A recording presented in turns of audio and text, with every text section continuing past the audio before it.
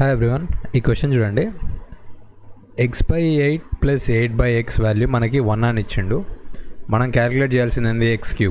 So first ఇది మనము one side తెచ్చుకుందాం అంతా, ఈక్వేషన్ అంతా. సో x² + 64 = 8x అని వస్తుంది.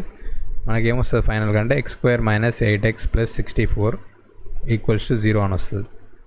సో ఇది మనం చూస్తే ఏ ఫార్మాట్లో ఉంది, x² - 8x + 8² అంటే ఎక్స్ని ఏ అంటే ఇది బేసిక్ ఏంటంటే ఇప్పుడు మన a³ + b³ ఫార్ములా ఏంది, a + b × a² + b² - ab.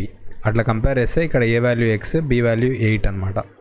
So మనకి బేసిక్గా ఈ టోటల్ వాల్యూ 0 అని ఇచ్చిండు మనకి. సో ఈ వాల్యూ 0 అయితే మనకి ఈ వాల్యూ కూడా 0 అవుతుంది. అంటే a³ + b³ వాల్యూ కూడా 0 అవుతుంది. అప్పుడు మనకి ఏ అంటే ఎంత, ఎక్స్. సో x³ వాల్యూ ఏమవుతుందంటే -b³ అంటే ఎంత, -8³ -8³ అంటే ఎంత, -512. సో మన ఆన్సర్ -512.